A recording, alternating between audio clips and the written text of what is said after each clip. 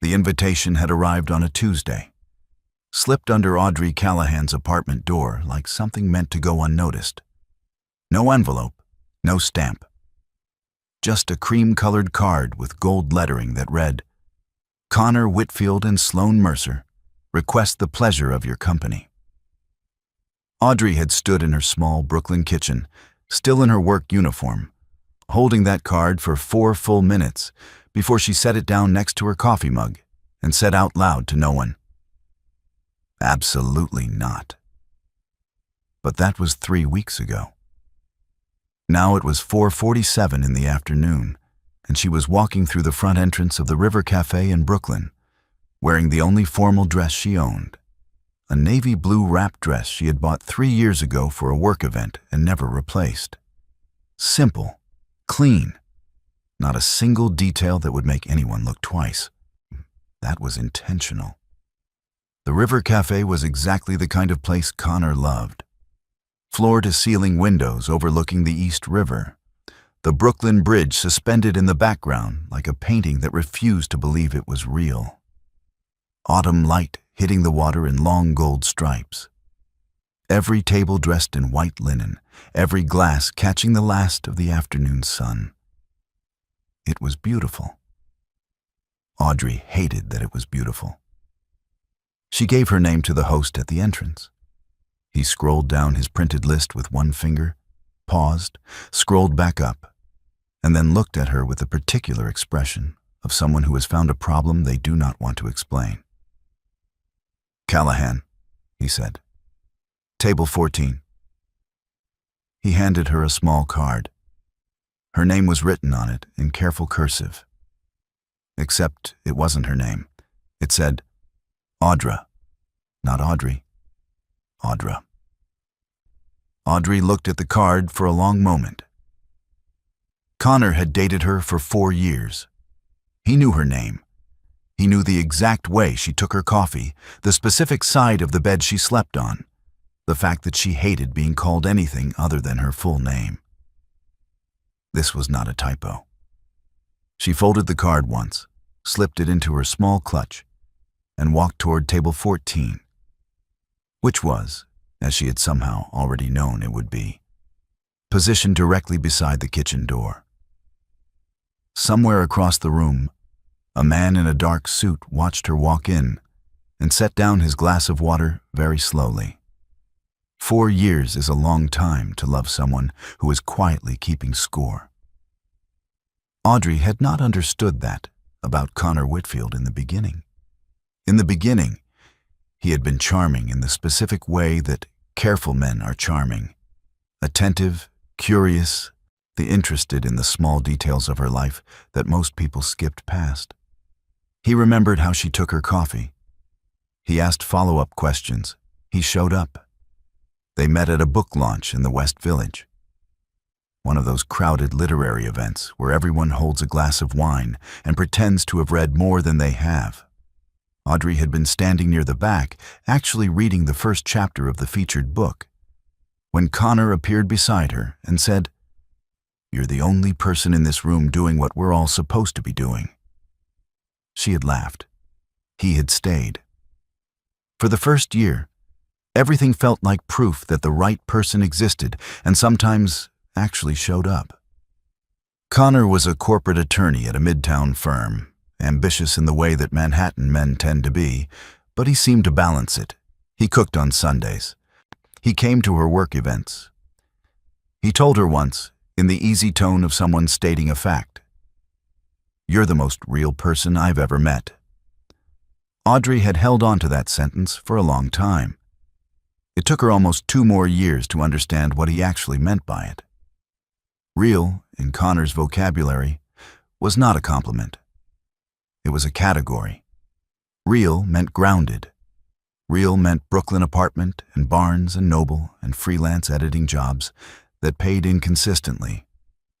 Real meant not quite fitting into the world he was building.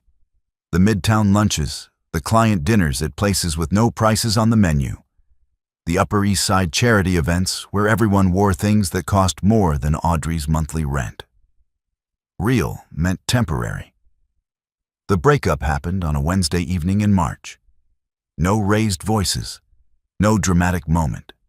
Connor sat down at her kitchen table, folded his hands the way he did in depositions, and explained, calmly, rationally, with the measured tone of someone who had rehearsed, that he needed someone who matched where he was going. Audrey did not cry. She walked to the closet, pulled out the gray cardigan of his that had been hanging there for 8 months, folded it neatly, and placed it on the table between them. Then she held the door open. Connor picked up the sweater on his way out and said, "You'll be fine. You always land on your feet."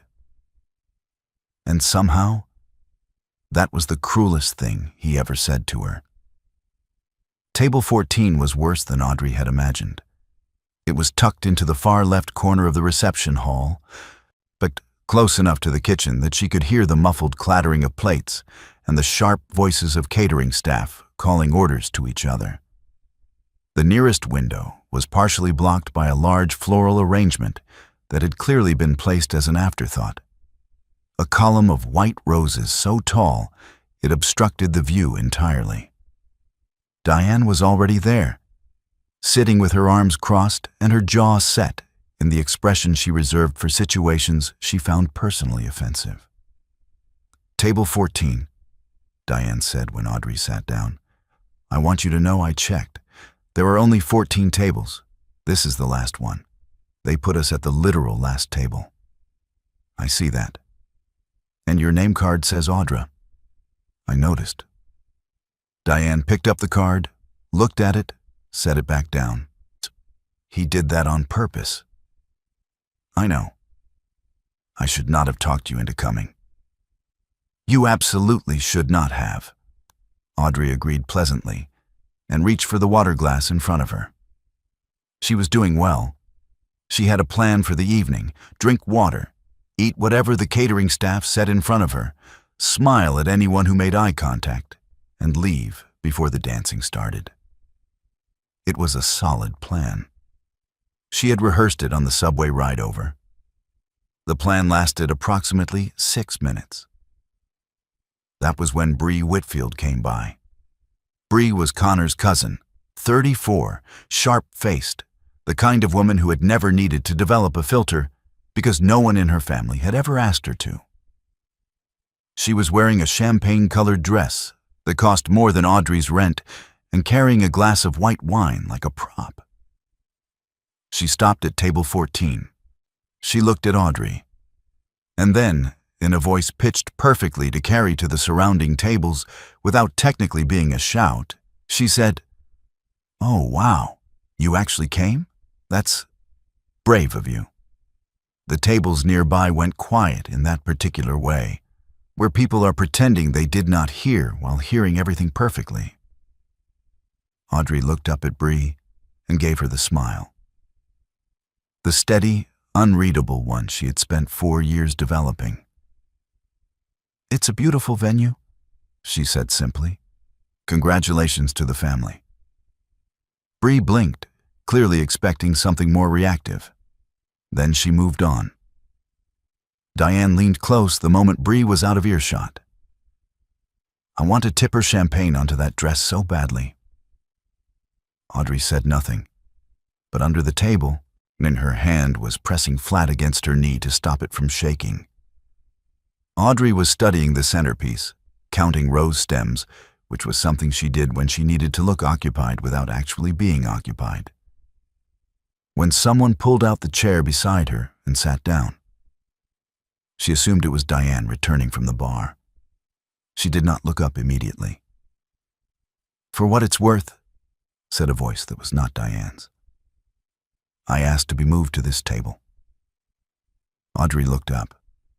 Reed Calloway had not changed much in 2 years.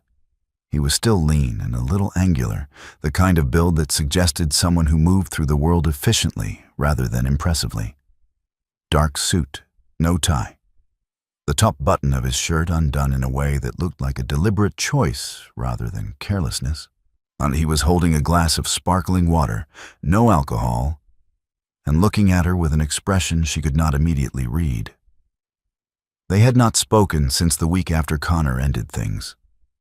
A brief, uncomfortable phone call where Reed had said he was sorry, and Audrey had said thank you, and neither of them had said any of the things that actually needed saying.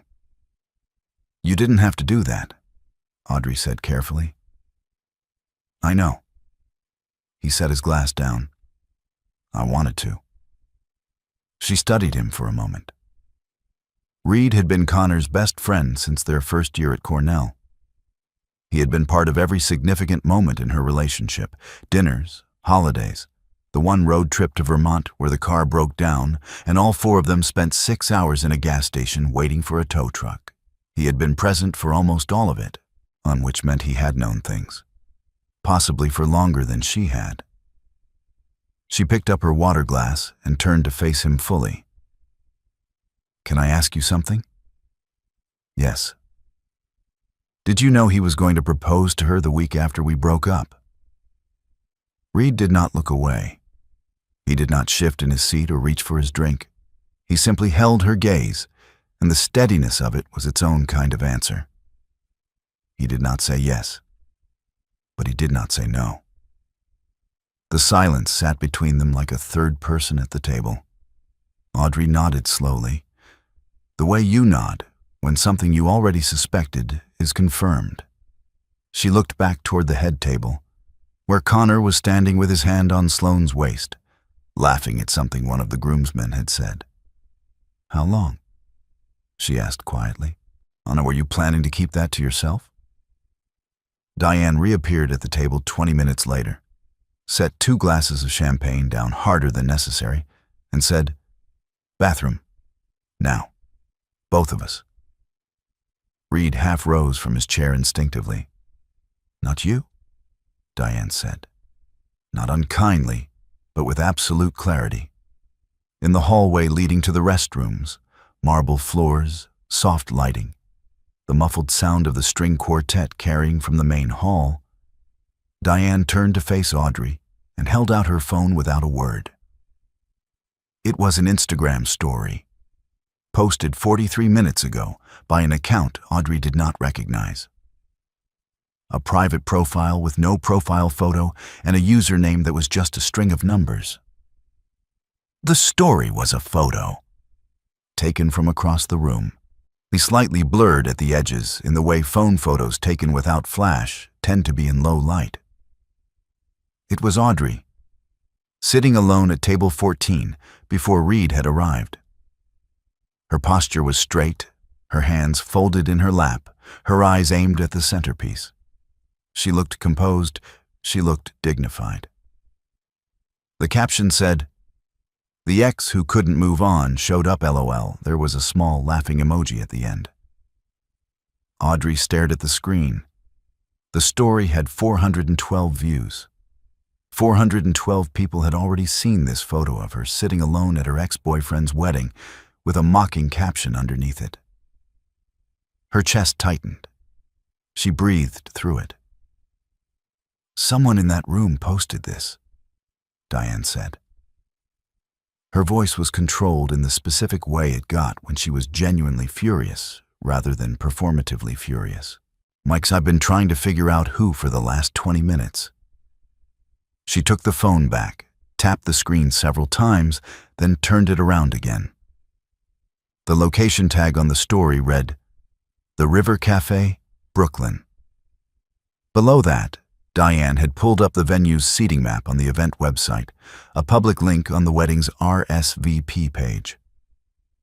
She pointed to a small dot near the center of the room. "Table 3, Bree Whitfield's assigned seat."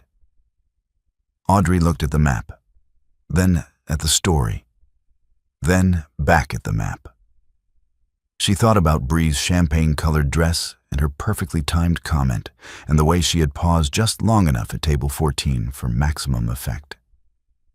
This was not a spontaneous act. This was planned. Someone had wanted her to feel small tonight from the moment she walked in. "Don't do anything yet," Audrey said quietly. Diane looked at her.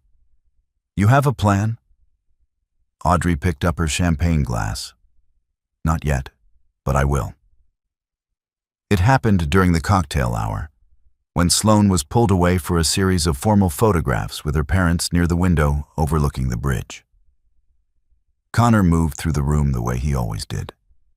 Unhurried, easy, stopping to clasp shoulders and lean in for jokes, working the space like someone who had been doing it since childhood. Because he had been.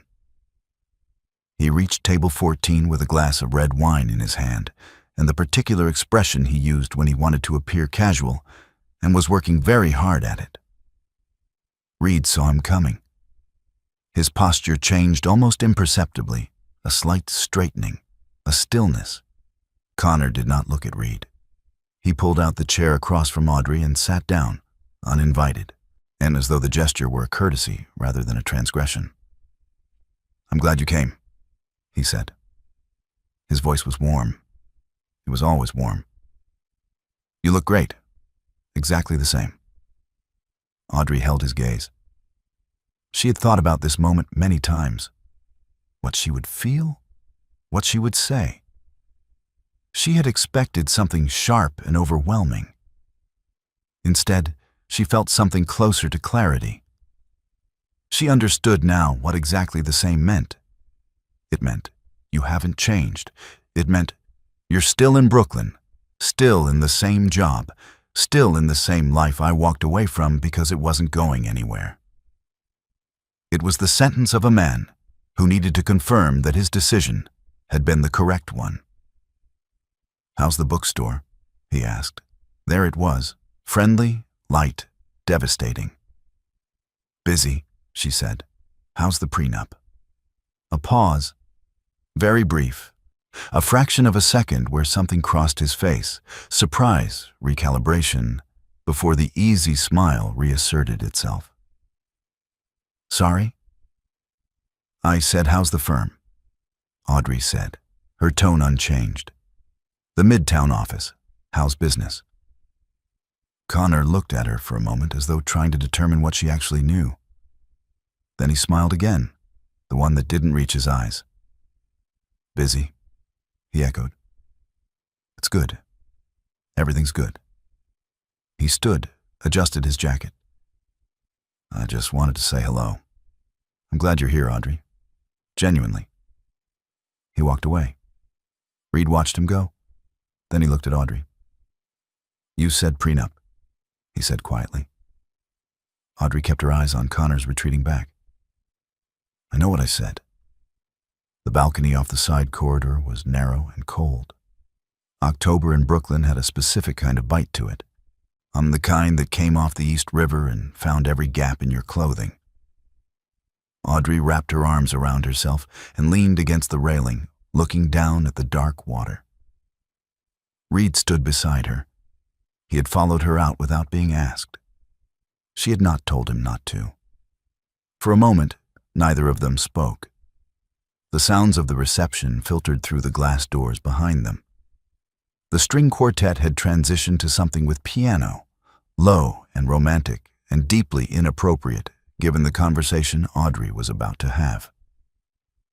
"Show me," she said. Reed reached into his jacket pocket and took out his phone. He opened a text thread and held it out to her. The message from Connor was 3 days old, dated the Wednesday before the wedding. It read, "Reed, if Audrey gets emotional tonight, handle it before it becomes a scene. But you know how she gets. She was always unstable. I just don't want Sloane's day ruined." Audrey read it once. Then she read it again more slowly, the way she read contracts, looking for the layers under the surface language. She handed the phone back. "How long has he been telling people that about me?" Reed put the phone away. He looked out at the bridge. "Since the week after you two broke up. He needed a version of events that made sense, that made him look like he'd made a reasonable decision. And unstable was the word he chose. It was the word that stuck." Audrey absorbed this quietly. Outside, a boat moved slowly under the bridge, its running lights reflecting in long streaks across the water. "My editor job," she said. "The position at Thornfield Press. I was let go 14 months ago. My supervisor called me in and said there were concerns about my reliability. My emotional reliability, specifically. I never knew where that came from." Reed was very still. "You know now," he said. His voice was low and flat. "Yes," Audrey said. "I know now." She turned to look at him fully. In the cold light from the river, she could see that he looked tired in a way that had nothing to do with the hour. "Did you repeat it?" she asked. "The unstable thing. To anyone?" "No." "But you heard it?" "Yes." "And you didn't call me?" The wind moved off the river between them. Reed said, "No, I didn't call you. And I've thought about that every single day since." Audrey did not cry. She had made that decision a long time ago, not as a performance of strength, but as a practical matter. Crying in front of people who had caused her pain gave them something she was not willing to give. So she stood on the balcony in the October cold with the East River moving below her and spoke in a calm, even voice, and told Reed Calloway the things she had never said out loud to anyone except Diane. After Connor left, she had $2,400 in her savings account. Her rent was $1,800 a month. She had been contributing 70% of the household expenses for the last year of the relationship. Something she had not noticed happening gradually until it had already happened completely. After the breakup, she had 2 weeks before rent was due. She had called her mother. Her mother had a new family in Arizona and a rebuilt life that had no natural room in it for a 30-year-old daughter's financial emergency. The call lasted 4 minutes. She had increased her hours at Barnes & Noble. She had taken every freelance editing job she could find, working until 2 in the morning on manuscripts that paid 2 cents a word. She had eaten mostly rice and beans and the slightly past-date produce from the discount bin near the store's entrance. And then, 14 months ago, she had lost the Thornfield position, the one real salaried editorial job she had managed to build, because someone had made a phone call about her emotional reliability. 14 months of rebuilding. From scratch, again. Reed listened to all of it without interrupting. When she finished, he was quiet for a long moment. "I didn't know he'd gone that far," he said. "I'm not the phone call to your employer. I didn't know about that." "Would it have changed anything if you had known?" Reed opened his mouth, closed it. He was, she had always noticed, a man who did not answer questions he wasn't sure of. She had found that quality irritating once. Right now, she found it the only honest thing in the building. "I don't know," he said finally. "I want to say yes, but I don't know." Audrey nodded. "At least that's true," she said. "That's more than most people in there have given me tonight."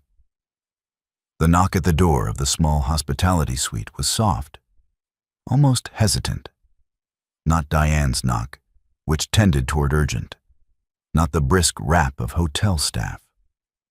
Audrey opened the door. Sloane Mercer stood in the hallway in her wedding dress. Not a bride in the middle of her reception, every detail perfect. On every curl intact, the gown pressed and present and doing exactly what it was designed to do.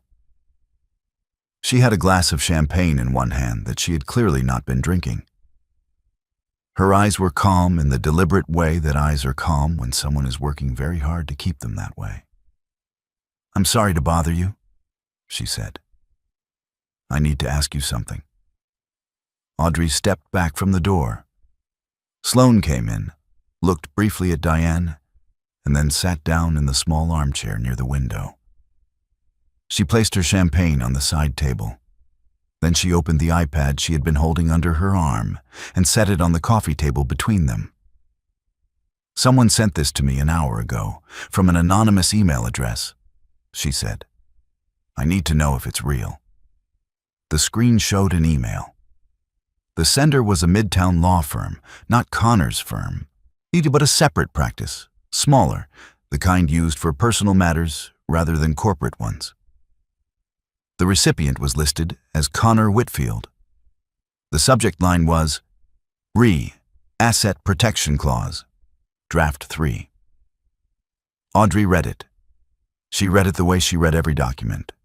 Slowly, completely, holding each sentence long enough to understand not just what it said, but what it was trying to do. The email outlined a prenuptial agreement structure. Specifically, it outlined a series of clauses designed to protect Connor's existing and future assets in the event of a divorce initiated within the first 5 years of marriage. The language was careful. The intentions were not. Sloane was watching her face. "You read contracts," Sloane said quietly. It wasn't a question. Diane had apparently been talking. "Sometimes," Audrey said. "Oh, is it what I think it is?" Audrey looked up from the iPad. She looked at Sloane, at this woman she had spent 4 years thinking of abstractly, almost mythologically, as the reason her life had been rearranged without her consent. Sloane looked back at her, not as a rival, as a person asking for the truth. "Yes," Audrey said. "It's exactly what you think it is." The suite was quiet. Outside, the muffled bass line of the reception's first dance song had begun, something slow and orchestral, designed for photographs. Sloane sat with her hands folded in her lap, very still. Diane stood near the window with her arms crossed, watching Audrey with an expression that was equal parts concern and focused attention. Audrey read the email a second time. Then she scrolled up through the thread to find the previous exchange. "May I?" she asked, nodding toward the iPad. Sloane pushed it across the table.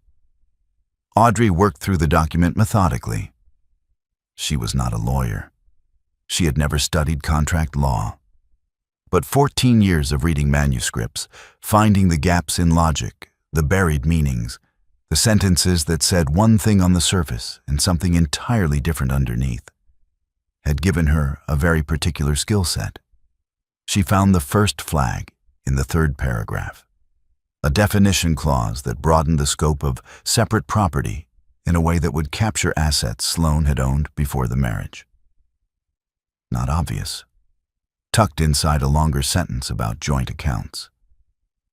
She found the second in the footnotes, a clause that tied the timeline of asset division to a specific sequence of events, one of which was described in language so vague it could be interpreted almost any way Connor needed it to be.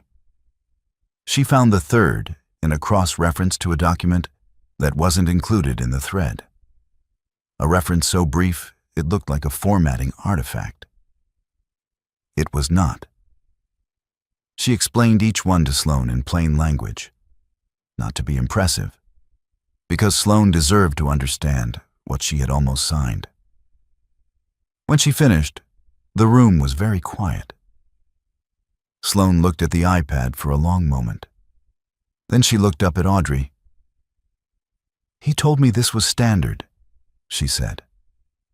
Her voice had the careful flatness of someone processing information that was too large to fully feel yet. "It isn't," Audrey said. Diane uncrossed her arms and moved to the door. "Mom, Sloane," she said. "Your father is a senior partner at one of the top 5 firms in New York." Sloane blinked. "You need to call him," Diane said. "Right now, before you go back out there." Sloane picked up her phone. Her hand was completely steady. And that, somehow, was the most frightening thing Audrey had seen all night. Marcus Mercer was 58 years old and had spent 31 of those years in courtrooms and boardrooms that most attorneys only read about in trade publications. He had the particular stillness of a man who had long since learned that the people who spoke loudest in a room were rarely the ones who controlled it. He had been in the suite next door. Audrey did not know this until the connecting door opened, quietly, without dramatics. And Marcus stepped through, still in his formal jacket, a glass of bourbon in one hand that he had apparently been nursing for some time. He looked at his daughter first, a long, careful look that communicated several things at once, without saying any of them aloud. Then he looked at the iPad on the table.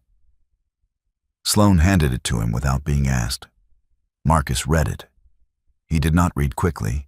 He read the way Audrey had read it, thoroughly, returning to specific sections, his expression giving nothing away. After approximately 4 minutes, he set the iPad down and took out his phone. He made one call, 2 sentences. Then he ended the call and put the phone back in his jacket pocket. Only then did he look at Audrey. "What do you do?" he asked. Not dismissively, simply. "I work at a bookstore," Audrey said. "And I do copy editing freelance." "You found 3 structural anomalies in a contract written by a competent attorney in under 10 minutes. It's similar to manuscript editing," she said. "You learn to find the places where the language is working too hard to say too little." Marcus was quiet for a moment. "My firm has been restructuring its contract review division," he said. "We have a gap between our legal team and our communications team. We've been looking for someone who reads the way you just read." He reached into his jacket and produced a business card, clean white, embossed, simple. "Call Monday." He turned back to his daughter. The conversation with Audrey was apparently complete. Audrey held the card in both hands and said nothing. Diane, standing behind her, placed one quiet hand on her shoulder, and neither of them fully understood yet what had just happened. But they both understood it was significant. The first dance had ended. The lights in the main hall had warmed slightly, the shift from ceremony formality to reception ease. Guests were moving between tables. The string quartet had paused while the DJ set up. There was a loose, celebratory looseness to the room that made what happened next land with the particular force of something unexpected in a comfortable space. Sloane walked back into the reception hall at 8:22 p.m. She did not look like a woman who had just had her wedding evening rearranged. She walked the way she always walked, composed, graceful, the kind of posture that came from years of being told to carry yourself well. Her dress was still perfect. Her hair was still perfect. She crossed the floor to the center of the room, where the sweetheart table was set up near the window overlooking the bridge. Connor saw her coming.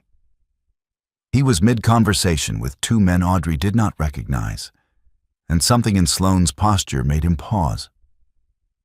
A flicker of assessment crossing his face so quickly that only someone who knew his tells would catch it. Sloane reached the sweetheart table. She picked up her champagne flute. She turned to face the room in the gentle way that someone does when they are about to make a toast. The room quieted naturally, expecting a speech. Sloane reached down. She picked up the small velvet tray that held the wedding rings, both of them, that had been placed there for the ring exchange ceremony later in the evening. She removed her engagement ring from her left hand. She placed it on the velvet tray. Then she looked at Connor. "Your attorney sent his draft notes to the wrong Mercer," she said. Her voice was completely even, not loud, not theatrical, just clear. "Our last names are similar. His email came to my father's inbox instead." The room was absolutely still. "I think we need to have a different conversation before this evening goes any further." Connor's face had gone a particular color that Audrey, from across the room, recognized as the color of a man whose architecture is collapsing in real time. He looked toward the spot where Reed was standing. The instinct of a man who had always had someone to manage his problems. And Reed looked back at him and did not move. The moment lasted no more than 4 seconds. But in a room that had gone completely quiet, and 4 seconds was long enough for everyone to understand exactly what was happening. Connor looked at Reed with a particular expectation of a man who had spent 10 years assuming that loyalty was a fixed quantity, something that accumulated through shared history and did not expire. His eyes communicated a clear and practiced message. Fix this. Reed set down his glass. He crossed the floor toward Connor. Unhurried, the room watched. He stopped when he was close enough that the words he was about to say did not need to carry.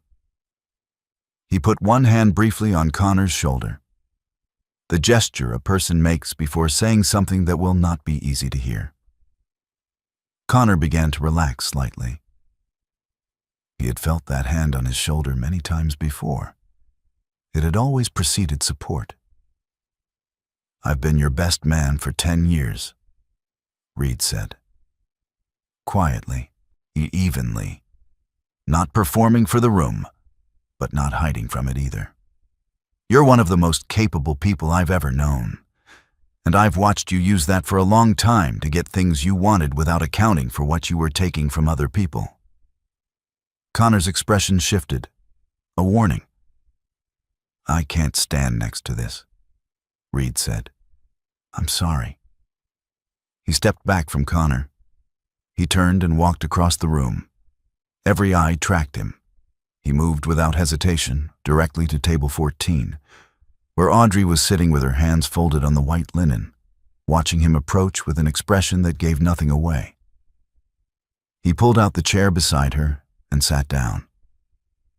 The room began, slowly, to exhale. Conversations restarted in low murmurs. People looked away from Connor, which was in some ways worse than continued staring, and being the subject of a room's fascination was something Connor could manage. Being the subject of a room's polite discomfort was something else entirely. Audrey looked at Reed. He looked back at her. Neither of them said anything for a long moment. Then Reed said, "I should have done that 2 years ago." And Audrey said, "Yes, you should have." But the way she said it was not cruel. It was simply true. Diane had been waiting for this for approximately 3 hours.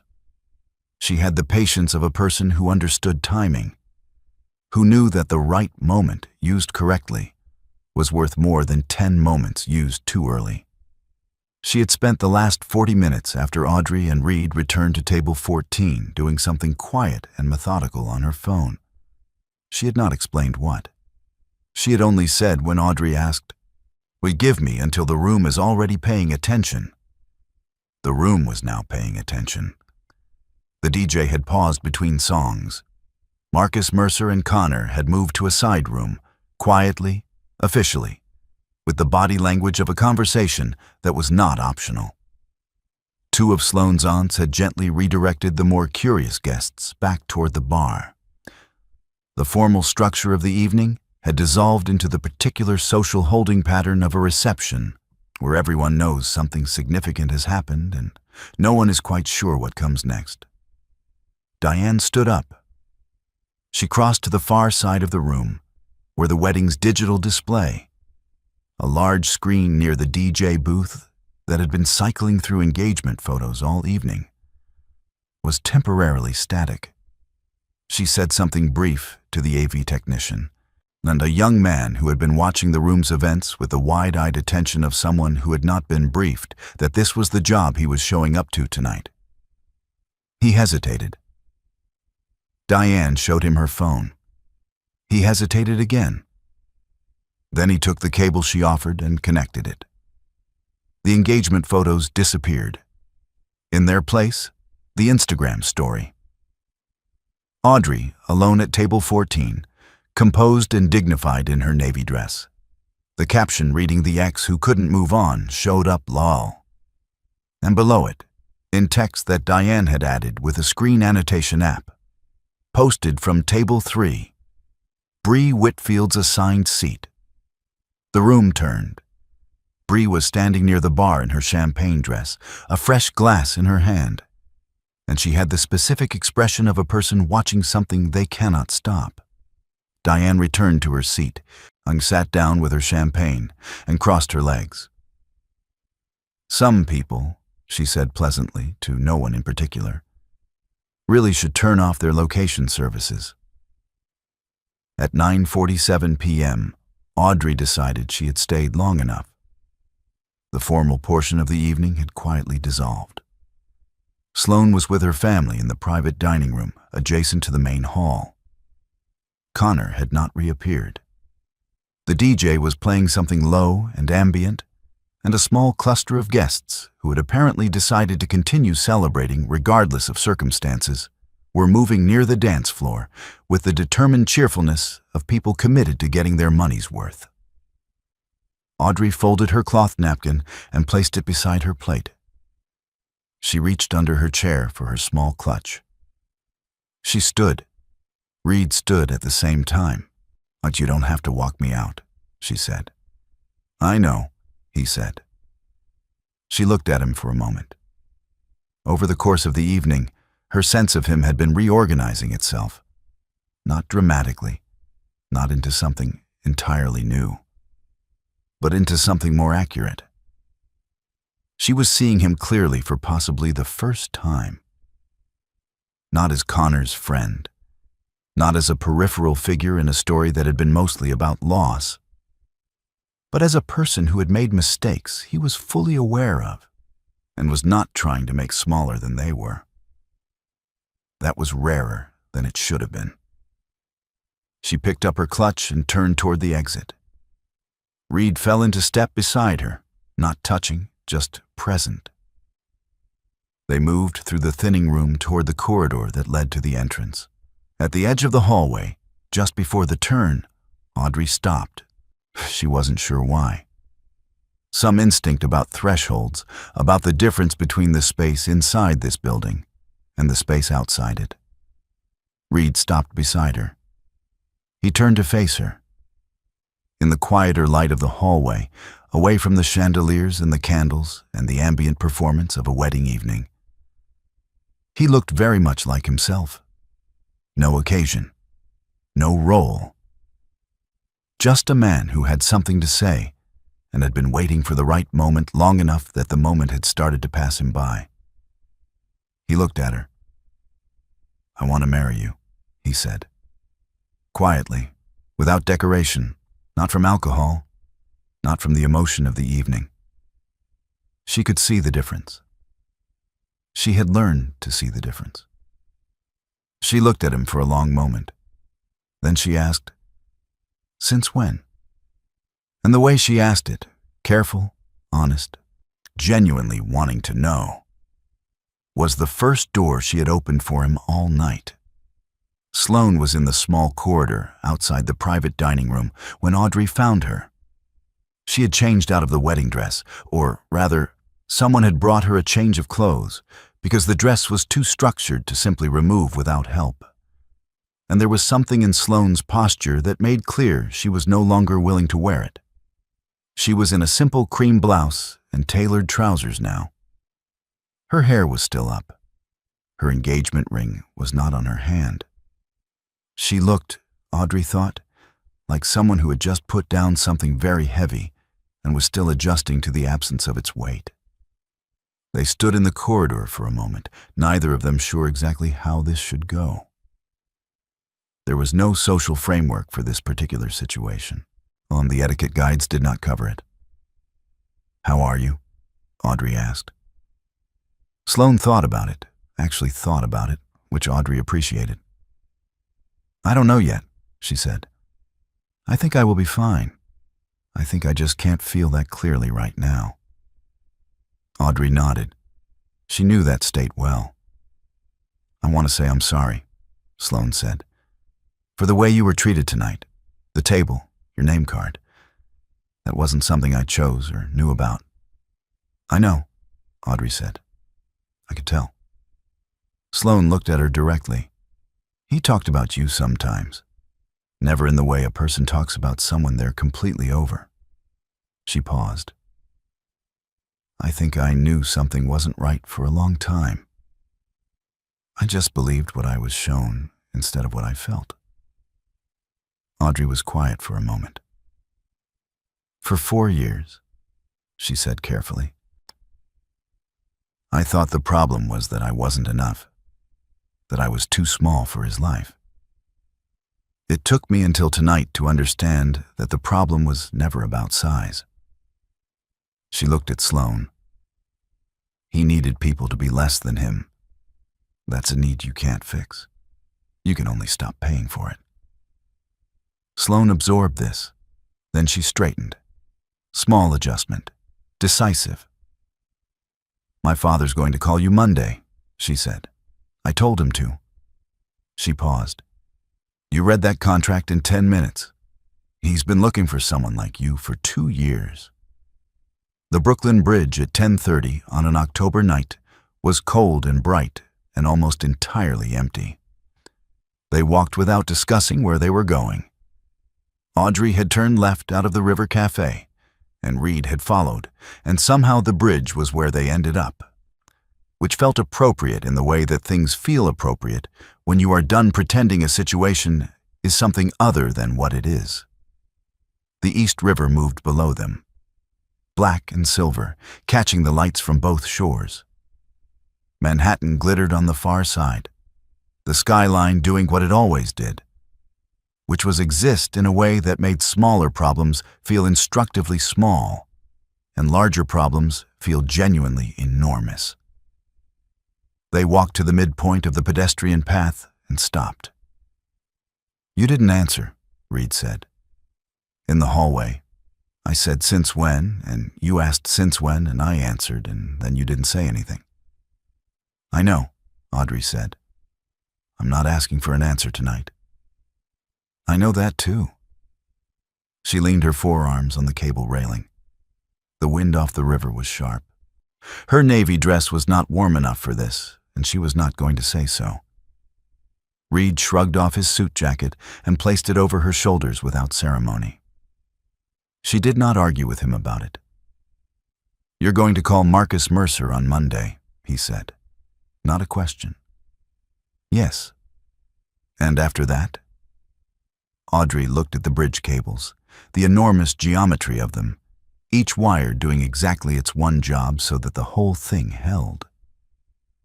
After that, I'm going to figure out what comes next, the way I always have. Alone? She turned her head to look at him.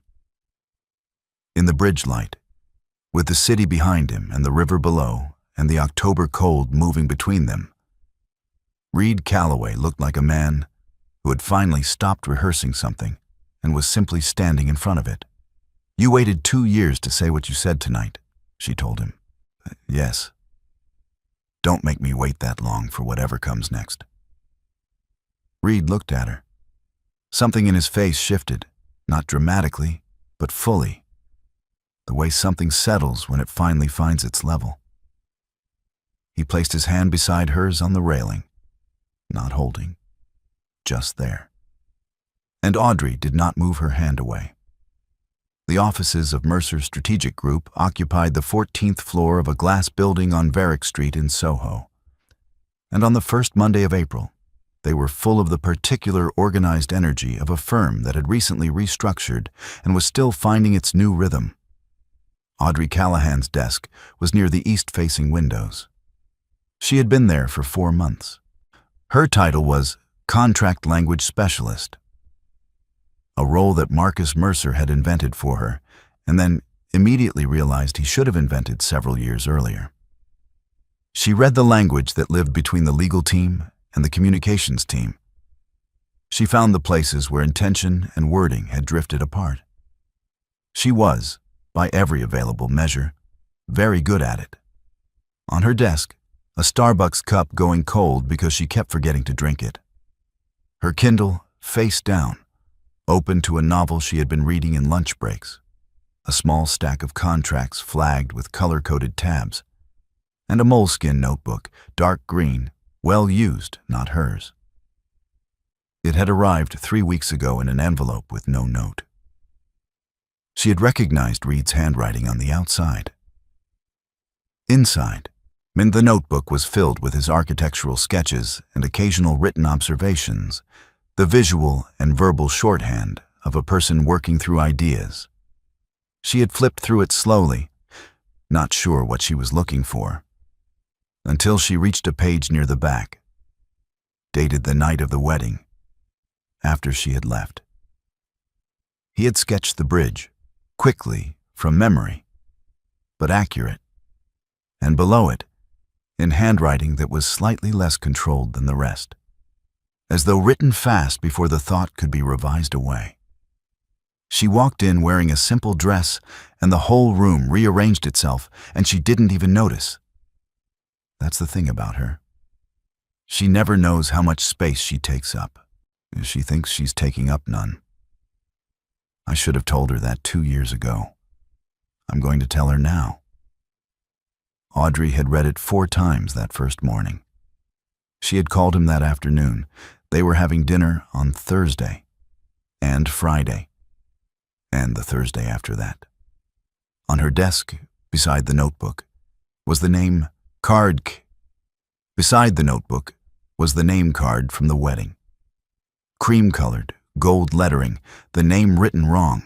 She had kept it, not as a wound, as a reminder that she had walked into the hardest room of her year and walked out with everything that actually mattered. So the story has finally come to a close.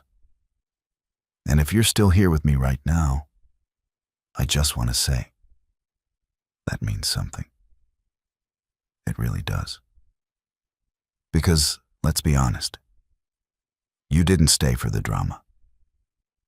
You stayed because some part of this story touched something real inside you.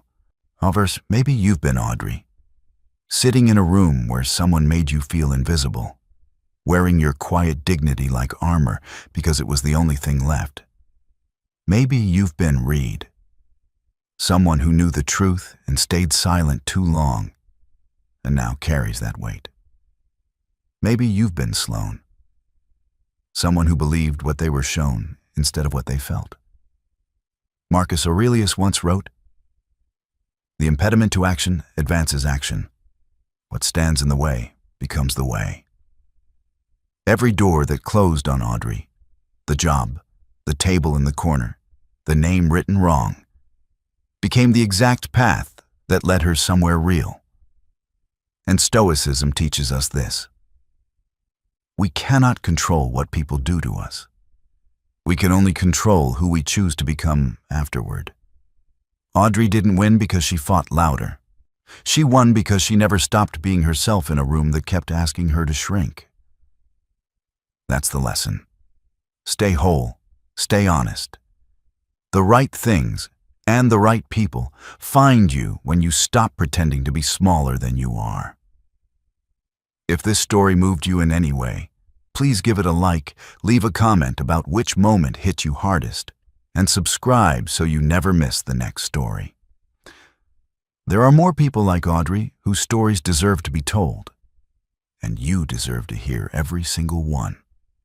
This story is a work of fiction created for entertainment and emotional storytelling purposes.